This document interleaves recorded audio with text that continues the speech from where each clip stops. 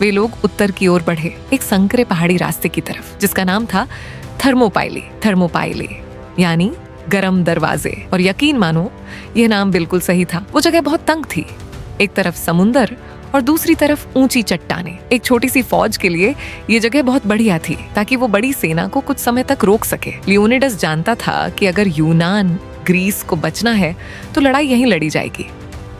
जब स्पार्टन वहां पहुंचे तो दूसरे यूनानी शहरों की सेनाएं भी उनसे आ मिली।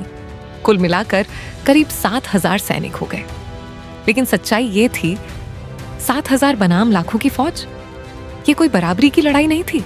ये तो बस समय खरीदने की कोशिश थी। और यही लियोनिड्स की योजना थी, ताकि बाकी यूनान युद्ध की तैयारी कर सके। फिर जब ज़ेक्सीस की सेना पहुंची तो ऐसा लगा जैसे कोई पहाड़ चल रहा हो। जहां तक नजर जाती बस टेंट ही टेंट, ढोल की आवाज, घोड़ों की टापें और सैनिकों के कदमों की गूंज। कहते हैं उसकी फौज इतनी बड़ी थी कि उसे एक पुल पार करने में 7 दिन लग गए। और उनके सामने खड़ी थी ढालों की एक दीवार, सिर्फ 300 स्पार्टन योद्धाओं की। ज़ेक्सीस को यकीन नहीं हुआ। उसने एक संदेश भेजा, अपने हथियार डाल दो, हम तुम्हारी जान बख्श देंगे। लियोनिड्स हंसा और बोला, आओ खुद ले लो। 2 शब्द जो इतिहास में गूंजते रहे, मोलुन लाब यानी आओ और छीन लो। और फिर युद्ध शुरू हुआ। फारसी सैनिक बार बार हमला करते रहे, पर स्पार्टन अपनी जगह डटे रहे। उनकी ढालें एक दूसरे से जुड़ी थीं। भाले ऐसे चल रहे थे जैसे कोई मशीन काम कर रही हो।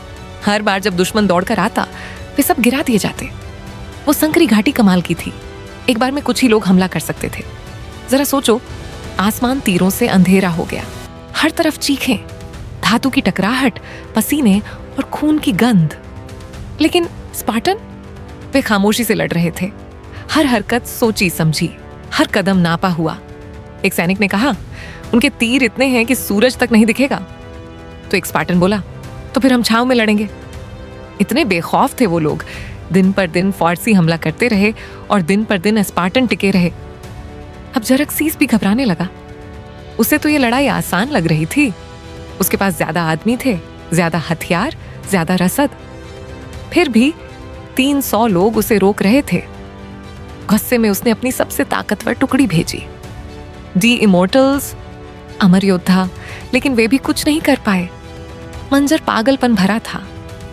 स्पार्टन ऐसे लड़ रहे थे जैसे उन्हें मरने से डर ही नहीं। असल में वे सब जानते थे कि वो मरने ही आए हैं। और यही बात उन्हें अजेय, अनस्टॉपेबल बना रही थी।